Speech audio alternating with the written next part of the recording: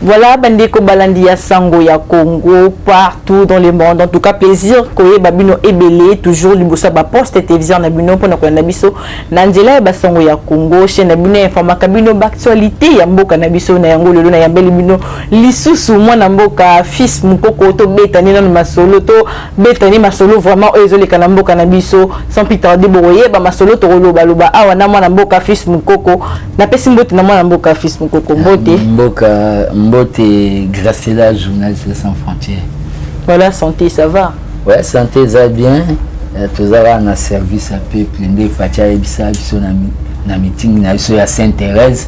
Alors, nous serons pour être au service du peuple. Il y a un peu na Goma, il y a des fois, à Zouarapé, salaire n'a aidé. Donc, il y a un dima, à Zouarapé, salaire n'a aidé. Donc, il y a un DP. Donc Ami Bengi les sacrifiés dans les sacrifices vivants. Donc tout ça pour un service à peuple. Tout bandola mais pas comme Lambert Mende quoi. Qui va moi la Kabila Kouli à l'école lobby, Kabila Betili Bakou à l'école lobby. Ce marambu important c'est ça pour bandomo na les rumeurs de Kinshasa.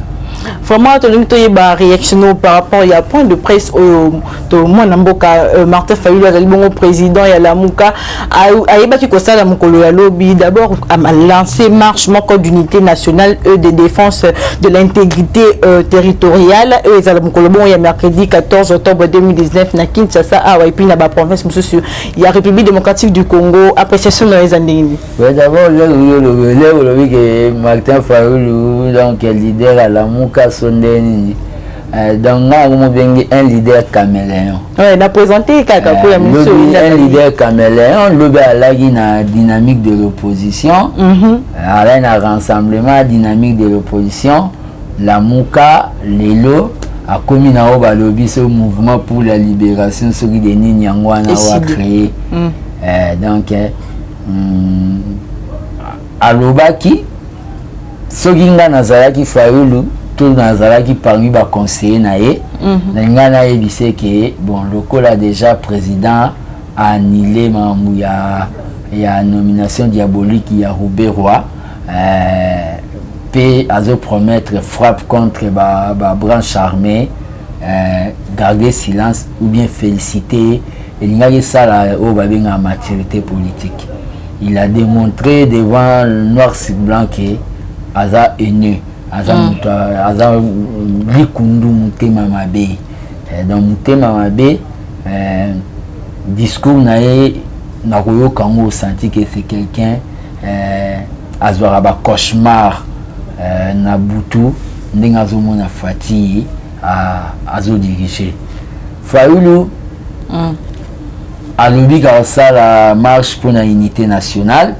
Dans l'équipe le pona ça va jeter la fois passée ici mais ça que tu as là un programme il y a marche programme en marche biso peut ça marche le 14 le même jour tout ça la marche azana monopole à marche tout ça la marche le 14 yégout a lobby ka ça marche pour la unité nationale unité nationale na habité sauf la zone lungalo ba ke kufa. Unité nationale yango neza eloko ya makasi Mobutu atika na Congo. Tunanga tika ndeni. Voilà. Mobutu atika ngo lera zwiko ya gialo mutu Equateur Mungala. Atindie na shaba o ekomi Katanga lelo ko ya gialo okende na bandeko ne una ba obala ba Katangese unité nationale. Lera zinzu ya mbombo muruba atindie na Bazaïr. Nous avons Mobutu faisait la permutation. Voilà. L'unité nationale des aides à l'héritage que j'en ai pas maréchal Mobutu paix à son âme. Fayulu ça marche. Dans les aides à marche sans objet. Est-ce que marche vous a vraiment un impact? Oui, ndenge zana banini toko maintenant les 14 ans au ya lobby na minito Fayulu azane mutasali accident.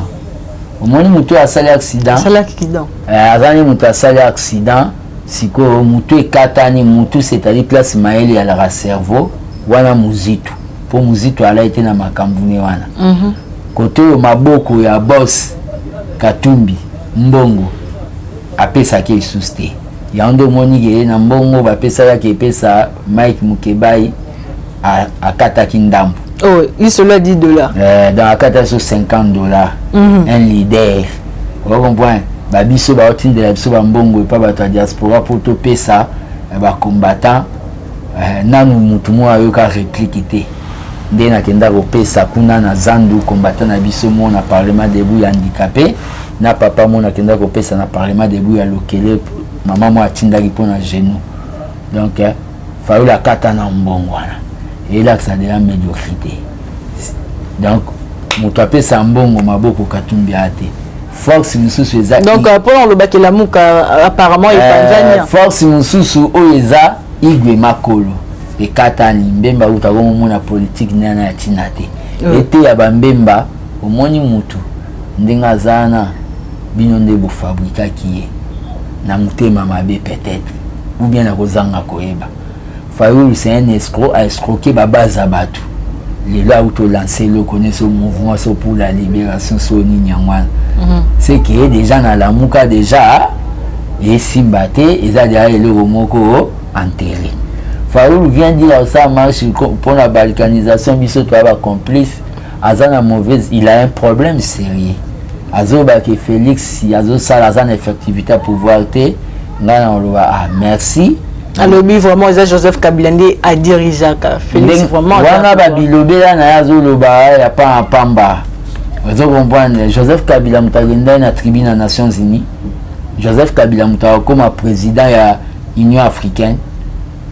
Ya Félix mutawa comme Joseph Kabila mutasali conférence sous-régionale na ba président ba Museveni consort. Eza biloba loba na cadre que mutu mo aza en perte de vitesse a commis koloba que je demande il fallait yazela que qu'on lui demande basenga il commence à demander donc marche noire au sala wana eza sans objet dans bon moi nakato malobate moi na mboka fils mukoko objectif ne moko ya ba objectif na tanga ki alobi eza pona côté mais na impact oyo ya discussion oyo Joseph Kabila Ouazali ancien président na président actuel Félix Antoine Tshisekedi basala pona ko détruire mboka na biso au moni leo na ye na lati polongo na salisaki polongo kombo nango excusez na salisaki ngo lelo et à tes que Fatim tapé Singambongo Polo donc bah commis 100% Mboulamata Fati ou rien Fati béton armé na seul second bolingo président kaka donc Polo ils avaient ngamona on a eu des pèses dans la minute nazo l'azo alobi nini alobi président sénateur à vie Joseph Kabila na président actuel vraiment bah ça la pacte pour nous détruire RDC. Bango ba hotel melango ils vont dire non ba hotel melango ya linga Fati donc président Fati ndio quand ça la pacte pacte ni na lo bala ksama ata preuve ata ya noir et blanc ya couleur te ata ya photocopie ala ksangoti azana ngote biloba loba yeso azomona za au-dessus ya justice magamuto azoloba muko ba ozwa ba memende ba memai mutu mo a PPRD ala kisa ala kisata ya photocopie azango la kisa biso tozwa pouvoir na ba urne akenda na justice ba juge ba kata likambo ba bige biso nde to gagna donc problème eza Fayoul aza mutu moko c'est un tribaliste alors ça marche à unité nationale à Nîmes grâce à là on a des images que liboso lupango Fayoul batbalo baki kanga muluba bomai tikanyoka tokokata bino muke mais Fayoul déjà eloko wana sali même na Bible eza condamnable Jean 4 5 42 botanga Jean chapitre 4 5 42 Bible lobi l'homme le plus moindre sur la terre c'est l'homme tribal c'est biblique donc Bible lobi que ils ont manque il y a civilisation chrétienne ce qu'on a tribaliste ou on a Bible dans le livre il y a Jean 4 5 42 donc Fayoul c'est un tribaliste à perte de vitesse c'est un escroc politique biso marche au sala les 14 nazo lancer appel à tous les combattants Tshisekedi Aloba qu'il soit maudit un peuple qui atteint un mot d'ordre. Puis Aloba que le jour que vous verrez le peuple congolais a comme que ça action yemoko yeba que jour wanande démocratie est des vrais bandits. Marche ils a financé et pas président de la République. J'ai lancé ça tant que gardien du temple de la démocratie, seigneur de la rue. N'a lancé marche comme citoyen congolais pour constitution et Singapé au babi pouvoir wana ya osala. C'est objectif la marche vraiment gozalani. Objectif la marche c'est d'abord que soutenir ba mesure au président zu ya annulation ya ba nomination diabolique au Roubé Wasala qui kuna na est. Wana ya premier objectif. Deuxième objectif ezali tozo senga révocation ya Roubé roi. Acte Roubé Wasalaki eza déjà au babengi habit du pouvoir. C'est-à-dire ba pesio pouvoir wanate yoke ko sala et loko eza habit du pouvoir. Roubé Wafa za la virer à déconnecter na babengi gouvernement parce qu'il a démontré que c'est un espion. C'est les pions. Est-ce que Kosimba est vraiment éternel ministre de la décentralisation? Est-ce que et Kosimba si le peuple dit si le peuple congolais tout le monde peuple loba qui m'a bamina ko sarata tout le monde on a 16 septembre ouais on est à la folie oh on a observé dernièrement la danseuse de Kingakati Janine Mabunda au babini Sara hein le cola ba danseuse Bazol excusez-moi Bazol ngaba meka peuple bako taba voter ba loi na bango diabolique na palais du peuple wana entre 4000 bango 500 tokotala soki bakozonga bandaku toyebi bandaku na bango tout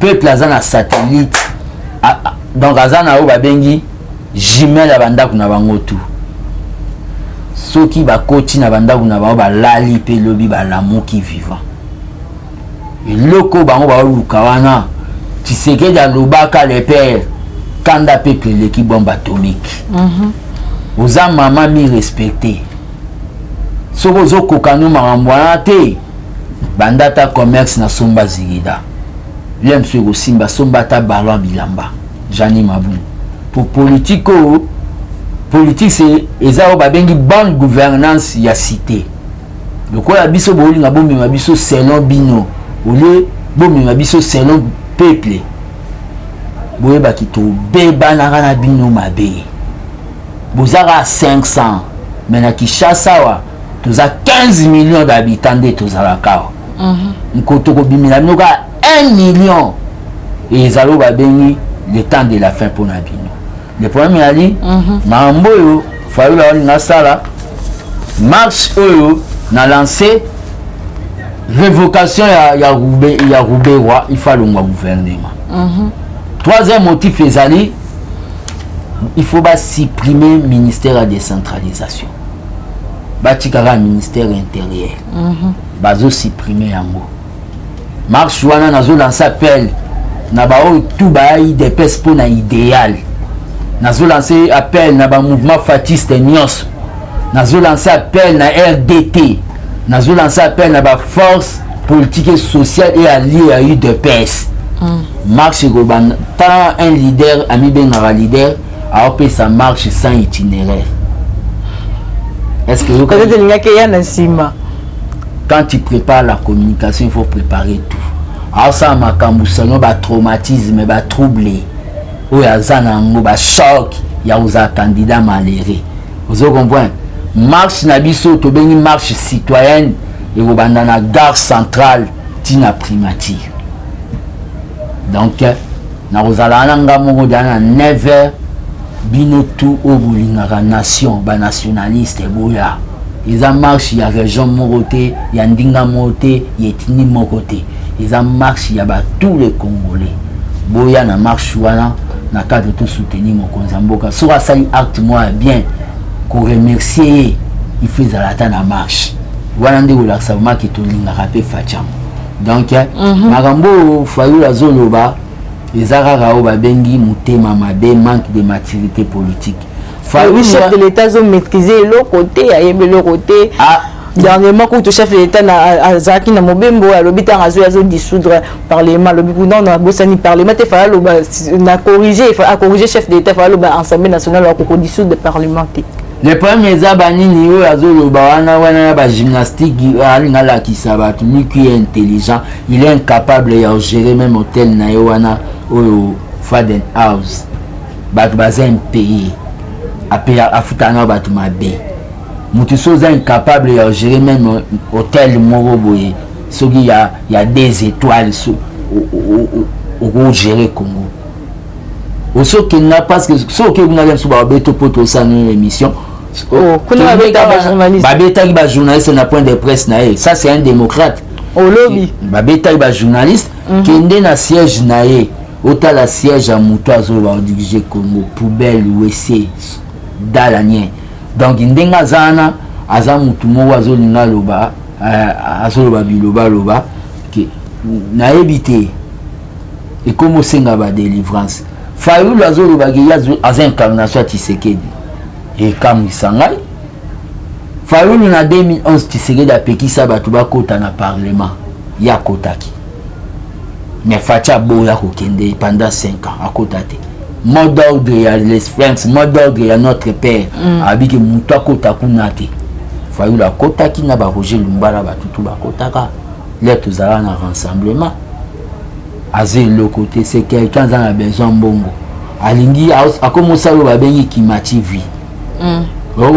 Akomi kosala olia zwata temps ya kobanda ko implanter po batutu babwa kisiye olia zwata temps ya kobanda ko implanter partie na ye o même voisin ya sima ayebi kombote batutu bayeba ke na identité ya o babengi lamuka azwata temps ya mais après comme coordonnateur lamuka nzimi yango puisque banda lo bamaki non Martin Fayulu azomona titre na coordonnateur eza trop bas pour naie pour être déjà président surtout babenga ke président élu mais Anzimi remise et reprise et ça la très bien azala pe na mbongo kasi ya faire fonctionner la muka moto mutanda financer ba mamba la muka e wana pe asala partie na ye na sika tumbi sala bord na yo na ndenge na yo banda ko bunda na muke ko simba muziki yo lokolo zole ki satan na yo pa Fayulu choko ko sala yo na si obela AVC c'est un escroc Fayulu ndenga zana avivana batute dans les bateaux bayaka yu de pes banda oyo ke la munene na biso zuwa ndenge Kagame yo ke la munene na ba richesse ya Congo zuwa soki na la partie neti de pes ok bazo bosana ke biso to sala 37 ans vous comprenez tout ça là 37 ans donc les amis tout moi zolinga mais kaka ba makambu na cadre nini tukuta na epo mambo tetali fatite fatia zana ba lieutenant na e biso ba pire petit na etozali mot d'ordre ezali ke 10h to na gare centrale to na gare centrale donc déjà dès ce lundi déjà na informé hôtel de ville les amis en autorisation te nous avons informé hôtel de ville qui est dans le salle ça marche au Congolais belé bakoya boya bo sécuriser biso donc il y a babilo ko na zo sala so va ko sala marche nae na bande ya bandeko nae ba tribaliste o nazo regretter fort okoya ko kufela okoya ko mona ka kingaka Fayulu mais ba leader ngo tu ya bandundu pe na ko zonga pe pa na kende pai na kobandaka na mbuta kizenga kokita na bango to eloni basala na bandundwana muzito atonga hotel mobo na bandundwana ezazo kotisa mbongo nde mbemba lelo azo ezaka ba leader bandundu te na province surtout pe ça comme le comme ezaka leo nde mbemba zongeli copie ya huile de palme abando sala taba mafuta na mbila côté na baona sidu baninga politique ya passe. Ouais, ce sont des coopérants, bamoni ki biso, marambu ya gouvernement, ya négociation exate 5 ans paiement. Ya ondo moni ke bazo ya koloba loba o mutaba ndundu. Muto okumo kan kozong sabatu na 1960 makambu. Tosi to balana. Donc to koma déjà mutu moko. Ok, moi namboka fils mukoko tozongela na interview ya chef de l'état o elekaki bongo na Belgique apesaki matoi na ba journaliste ya diaspora pona ko répondre na mama kambo etalaki actualité ya mboka concernant batunaka question moko to monaka mouvement citoyen ba filikaka pona koloba ke expulsion ya ambassadeur ya Rwanda mais chef de l'état s'opposaki na décision wana donc to moni faulu pe lobi alobi yango alobi ke yekuta lobi moni makambo wana ya kotika ambassadeur wana ya Rwanda na mboka na biso ezali vraiment manque ya légitimité ya ba institution et puis ba leader na yango yo réaction ezali par yako bandolo baga le contraire biso na IDPS na projet Tshisekedi d'apesa biso et ali o babengi bon voisinage Fati aza muto azo aspirer kokoma président Union africaine ba discours na fait comme na ndenge mo diplomatique mais biso nde toza boyi de pes biso to ba discours politique mais yo moko personnage qui on est na tant que gardien du temple pour nga et alaki premier avertissement pour Fati abiki a epsaki autorité na mais le monsieur le type en question ambassadeur wana ce qui a sali sous deuxième acte soit quand si Facha côté là et Facha aux retard à rejoindre la frappe à peuple bataille à peuple congolais si Facha zoya à côté là biso to zonga ya banda na soto kimi to ko batama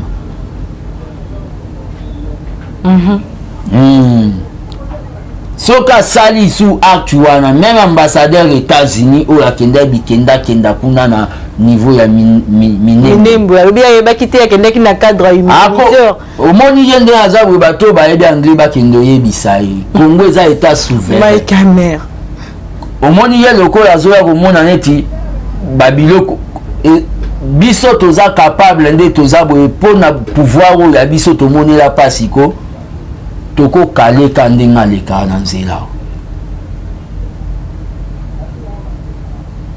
parce que ndenge ezana aza mutu moko boye azoya neta lukela biso ba problème na makambo oyo eza awe eya libulu ya mbongo te donc ndenge ezana eloko asalaki wana déjà na asile bakutana na président bakoloba makambo tu te babengaki bayebisa etika biloko wana Fati aza mutu moko boye mais Robert wana déjà azwaki makambo na conseil des ministres azwaki dia makambo na ye batunaki ordre d'émission puisque y a le baki qui non mutunyo ça au courant vraiment émission et voir même le chef de l'état et tout chef de l'état comme ko banque ça batu yongo na ngazo ko na chef de l'état le baki ye ayeba makambo ate ya yangonde batuni yete yangonde to tambo apo balongola ye to tambola chef de l'état lobi ni nango kuna na est alobi que le salut du peuple est la loi suprême kozala bien peuple eleki même ibeko eloko na ba minembo wana esimba te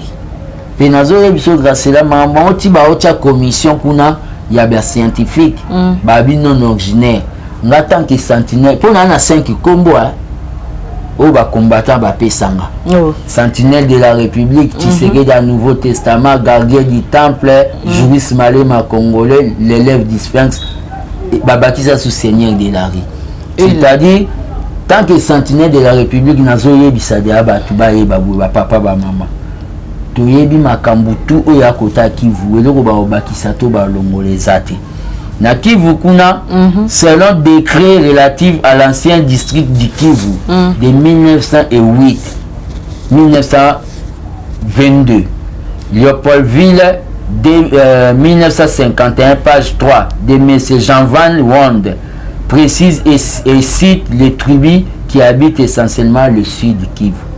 Il parle notamment des Baololo, des Babembe, des Bagoma, des Babwari, des Babuya, des Bavira, des Balega, des Bashi, des Baounde, des Banyanga, Banyango Yaba Kongote, des Bashu, Watalinga, des Baswaga, des Bahamba.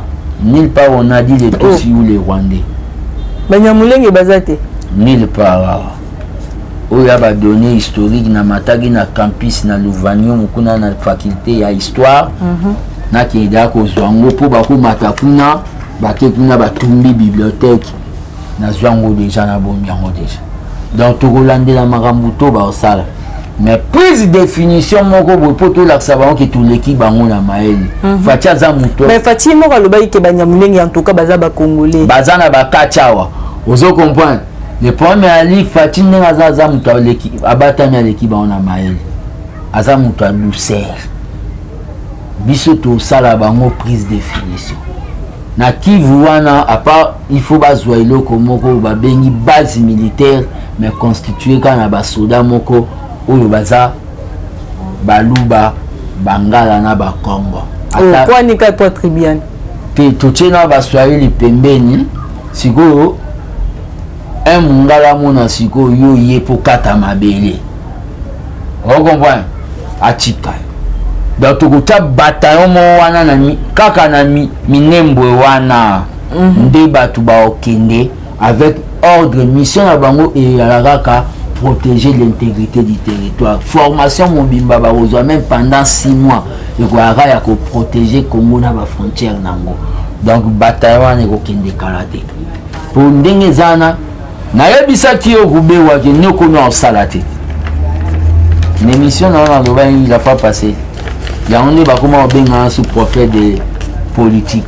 Président ako salate na yebisa ki o ka ko salate et kozalaka neti ronsa lelo tumoni omoni yango soko liaki bambongo na e basaki ne ya coltan kende zongisela akosala te bavanti bosa na mboko yo oya pe menacer batu ke okangisa bango ke kangisa kasi yo déjà noza na banini ok retraite peuple nazo kendiso retraite ministre mo ya vie à la te to bope babiloko belé décentralisation les akati intérieur je vais quand condamner moi ça musalam vraiment moi mboka fils mukoko ebongo toyoki États-Unis vraiment ils ont senga na Conseil de sécurité des Nations Unies bongo ba pesa bango autorisation batinda atinda États-Unis a renforcer est pays atinda 2000 militaires na est pays pour la sécurité à est réaction les amis koyoka sango ya bongo kasi baloba ke Fati sala ba voyage touristique agenda tambola kosokola ba plage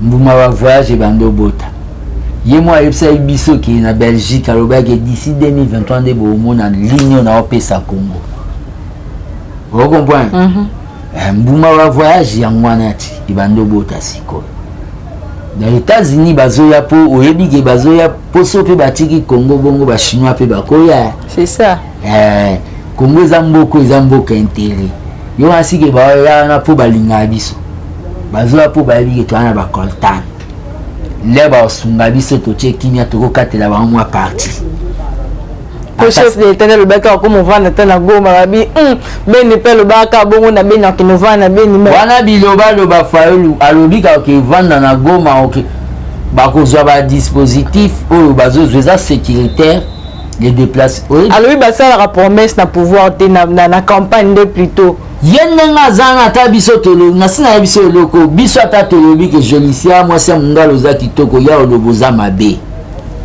dans makamune to kipango te aza mutema mabe batutu ba moni muninga lobi na yo vuma ke ndenge za boye apesi pe discours moi lobi ke c'est dans l'unité déjà là loba dans l'unité so za mutu mutema mara moko kendo mona e na cadre ke to sola na mamba kongo ngo kasi pa lobi na bolingo kongo yo zulaka na marka barando lokola ya lingi rando lokola ya lingi bagar faulu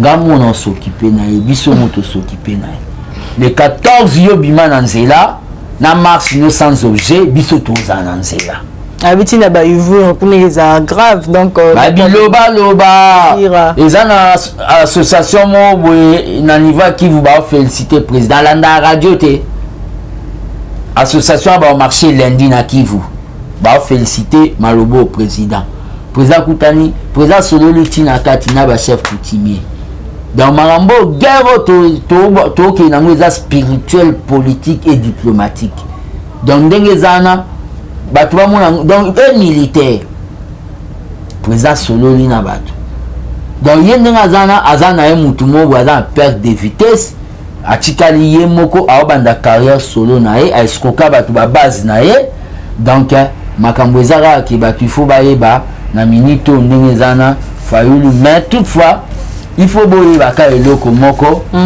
na kosenga batu to bazala mwa ba makanisi ke ngala mutu abandu il faut na soutenir Fayulu yeba ki ndengo zana obuka mibe kwa nzambe comme tribalisme ne toujours Jean balobi Jean 4 eza na Bible eza mais yo mo reconnaître kaza azam tabandu parce que ils ont bamaki aza vraiment congolais té mais yo mo lobi kaza mutabandu ndenga lui lobelaka omoni ngai nakoma omema ba débat moko boye o comprendre nakola koloba te po tobebani ka lelo lobi le toyani na lobaka ngote nga o comprendre nga na loba ya onde na tikala ya onde babenga na Tshisekedi ya Nouveau Testament lobi na lobaka na mwana mboka Fayulu te gaz étranger lelo le quoi tobebani na bando taxé d'étranger wana za niveau na ngate za ba niveau ya batu so ba oloba so ba na ba preuve ba prouver yango wana pe ako voter te na ba élection auto ça recensement o babili kama mango elendelika ouais problème ezatala ba date ya pesa yike abotama na ndini so ba 1950 combien wana c'est où commune année à la raté ila ozomona ya mutu même na histoire pe na géographie a okosa ba raison alobi na RFI ke nationalité no ba olobeza douteuse o nazana tina ya oya na bana est-ce que pour ba nationalité azana tanto que no benga ba classe na ba aza au bout des arguments ya onde bato balobi ke nationalité ni ko ya douteuse ba ko za na raison problème ya li ke Fayulu ndinga zana aza mutu moko boye amiti batu tu baluka IDPS makambu bazinda batu tu baluka IDPS makambu bazinda obanda oyepa na biso po benda biso moto ke nango donc tinde bande koya kuna na rassemblement banda olinga na bango biso te biso pe tu bande koyeba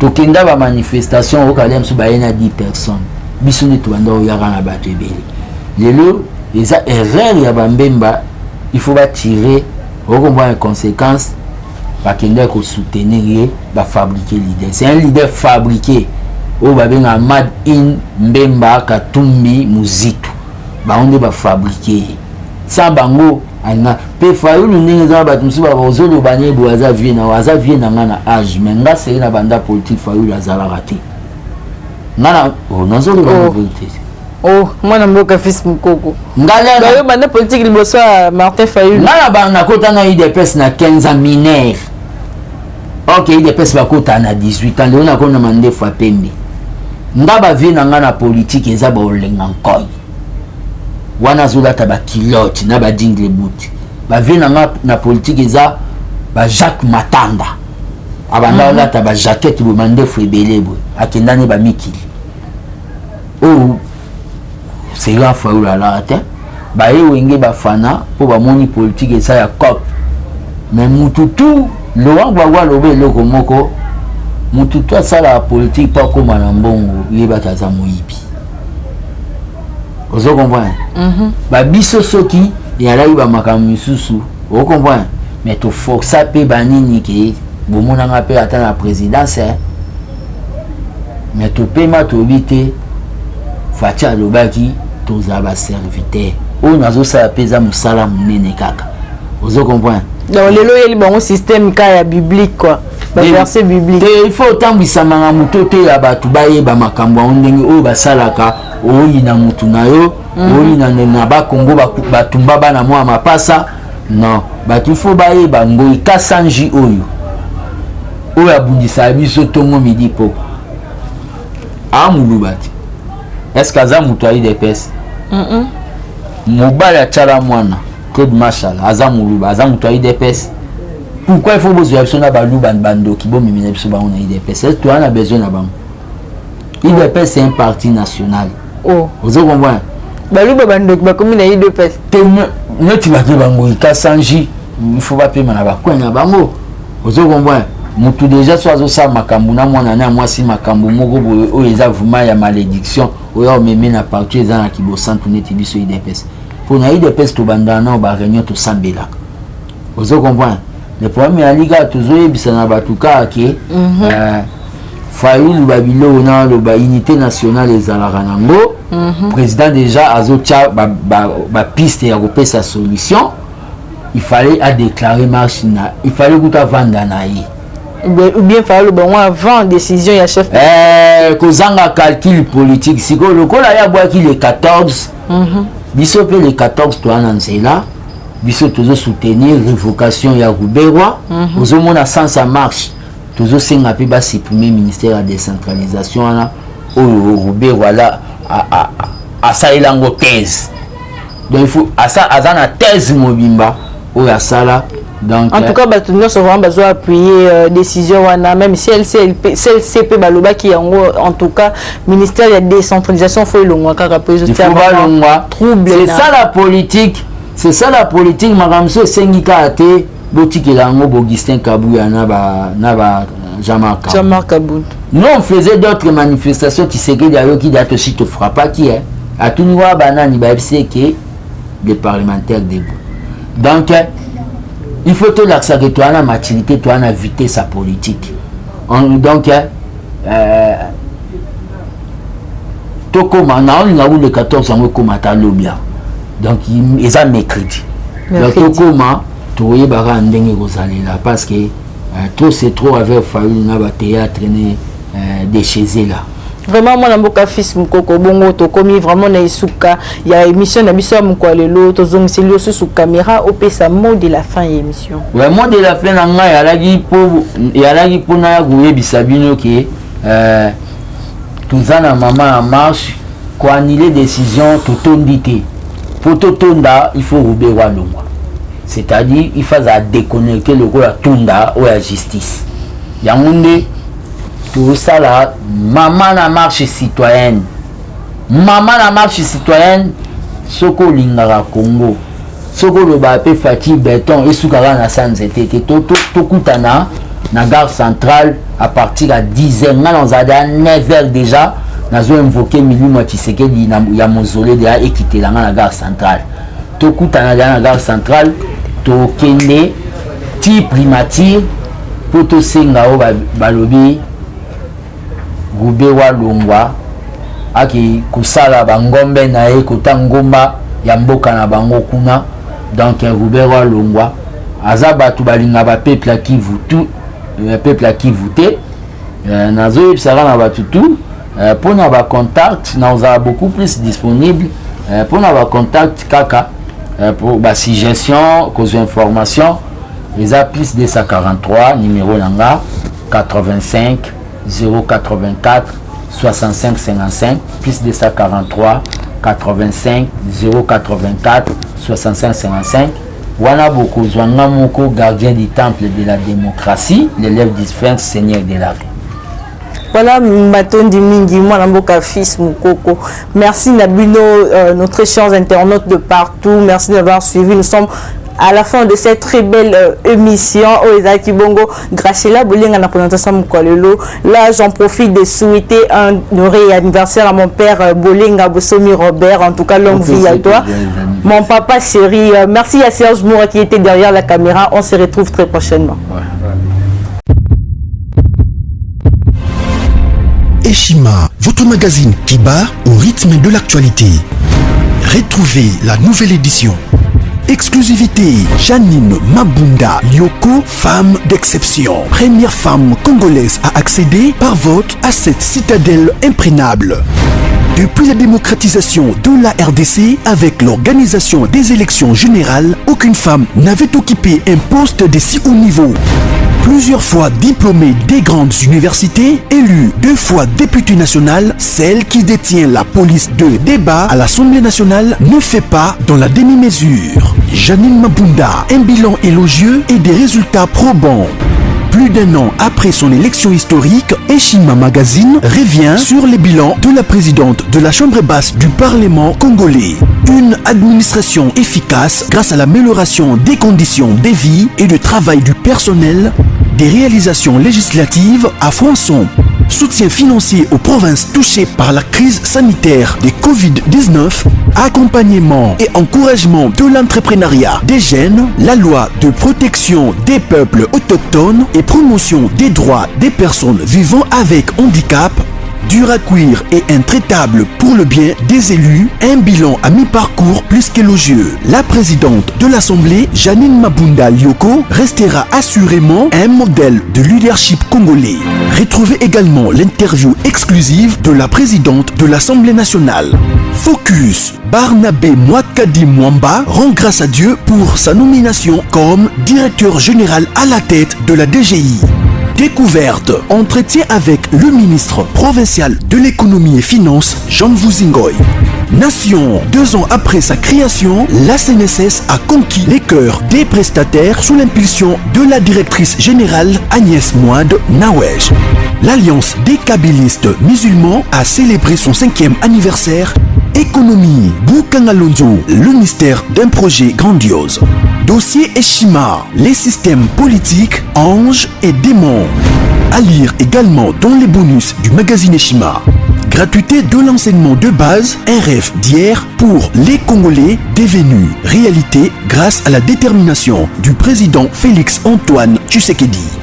Sonas, Lucien Boniemé et Kofo redynamise le leader des assurances. Marie Tumbanzeza, une nouvelle image de la diplomatie congolaise. Retrouvez l'intégralité du magazine Eshima dans les kiosques. Eshima Magazine, un nouveau standard d'information.